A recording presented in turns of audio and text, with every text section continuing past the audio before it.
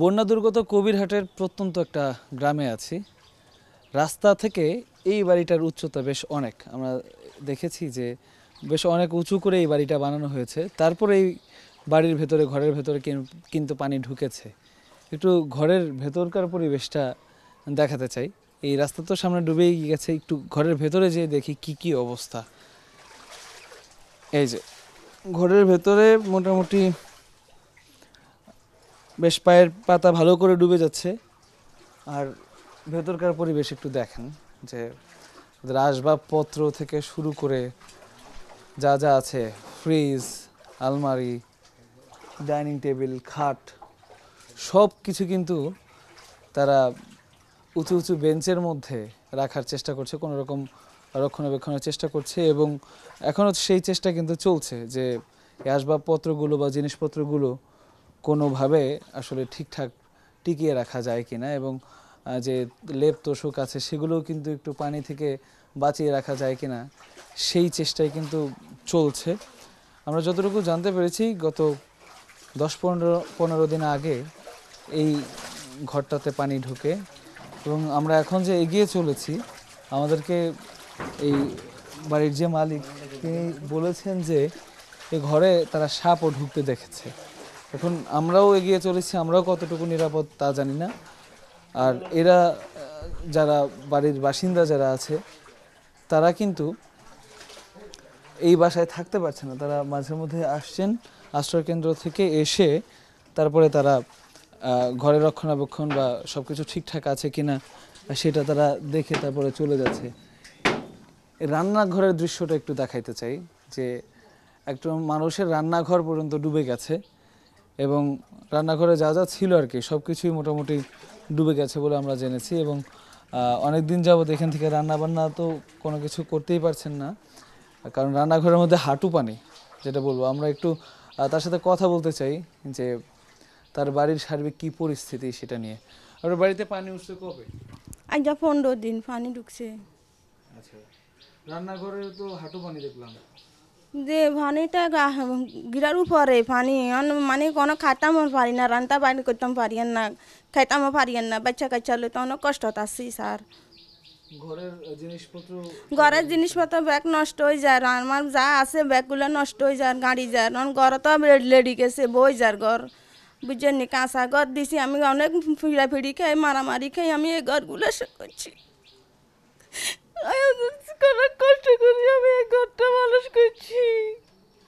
আজকে আমার যদি ঘরটা করে বেশ কমাই, আমি কিভাবে চলুম, কিভাবে খাবো, আমার বাচ্চাকে চলো, আমি অনেক দুঃখ দিতে আসছি স্যার। এখন থাকেন কি? আমি থাকি স্কুলের মধ্যে রয়েছি স্যার। কি খান? একটু শুকনা মুড়ি টুড়ি সিটা টিটা এগুলা খাই, রান্না বাড়ি কোনো ব্যবস্থা নেই।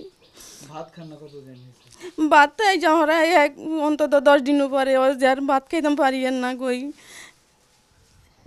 দর্শক, দুর্দশা, দুঃখ, সেটারও একটা মাত্রা থাকা উচিত। আসলে একটা পরিবারের লোক তারা যদি 10 দিন ভাত না চোখে দেখে, তাহলে কতটা দুর্গতির মধ্যে তারা আছে সেই ব্যাপারটা নিশ্চয়ই বুঝতে পারছেন। এবং টিউবওয়েলটা দেখেন, টিউবওয়েলটা কিন্তু ডুবে গেছে, এবং আমরা যতটুকু জেনেছি তাদের যে ওয়াশরুম আছে সব কিছু ডুবে গেছে। এর ফলে যেটা হয়েছে যে তারা কিন্তু প্রতিনিয়তই বিপাকে পড়ছেন। এবং যেমনটা বললেন, এই যে ঘরটা দেখতে পাচ্ছেন, এই ঘরটা ডেবে যাচ্ছে আস্তে আস্তে, যেহেতু অনেকদিন যাবৎ পানি উঠেছে এই এলাকাটাতে। এবং মাত্র 2 বছর হয়েছে এই ঘরটা দিয়েছে, অনেকটা দেখতে পাচ্ছেন অনেকটা নতুনের মতোই আছে, কিন্তু ঘর আস্তে আস্তে ডেবে যাচ্ছে। আমরা যখন ভেতরে হাঁটছি আমাদের কিন্তু পাও কিন্তু ডেবে যাচ্ছে ভেতরে। তো এই ঘরটা কিন্তু হুমকির মুখে। এই ঘরের পাশে একটা চিকন রাস্তা আছে, এবং এখানে কিন্তু পুকুরও আছে বড় বড়। তো যদি কোনো রকমভাবে এই ঘর বাঁকা হয়ে যায় বা আরও বেশি ডেবে যায় বা পানি আরও বেশি দিন থাকে এই ঘরে, তাহলে কিন্তু এই ঘরটা ওই দিকটাতে পড়ে যাওয়ার একটা সম্ভাবনা রয়েছে। আমি একটু দেখাই, পুকুর আছে একদম ঘরের পাশে কিন্তু পুকুরটা। এর ফলে এই ঘরটা কিন্তু খুব নাজুক অবস্থায় টিকে আছে। যে কোনো মুহূর্তে আমরা দেখতে পাচ্ছি আসলে ঘরটা কিন্তু ডান দিকে কাত হয়ে গেছে এর মধ্যে। এবং ঘরের ভিটির যে অবস্থা, পানির মধ্যে এর যে নরম হয়ে গেছে।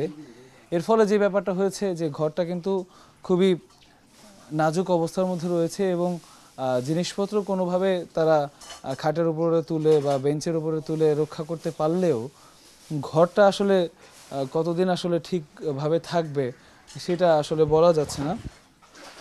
এবং ঘরের ভেতরে যে পানির পরিমাণ সেটা কিন্তু আমরা যতটুকু জেনেছি এটা কমছে না, এটা ক্রমেই বেড়ে যাচ্ছে এবং পানি প্রতিদিনই বাড়ছে এবং তার সাথে সাথে যেটা হয়েছে যে বৃষ্টি, সেই বৃষ্টি কিন্তু অনেকটাই ক্ষতি করেছে। আরও আজকে সকালেও ঝুম বৃষ্টি ছিল এখানে এবং বাসিন্দারা বলেছেন যে ঘরের মধ্যে নানা রকমের যে সাপ পোক যেগুলো আছে, পোকামাকড়, সেগুলোর কিন্তু আখড়া হয়ে গেছে এই ঘরগুলো এবং একেবারেই অনিরাপদ না। এই ঘরে তারা যখন দেখতে আসেন প্রতিদিন যে মালামাল সব ঠিক আছে কিনা, সেটা দেখতে আসার পরও সেটাও তখনও কিন্তু তাদের একটা হুমকি থেকেই যায় বা অনিরাপদ অবস্থায় তারা আসেন এবং তারা যেটা আমাদেরকে বললেন যে দ্রুত যদি এই পানি না নেমে যায় তাহলে এই সংকট আরও বাড়বে এবং তাদের ঘরটা টিকিয়ে রাখা খুবই মুশকিল হয়ে যাবে।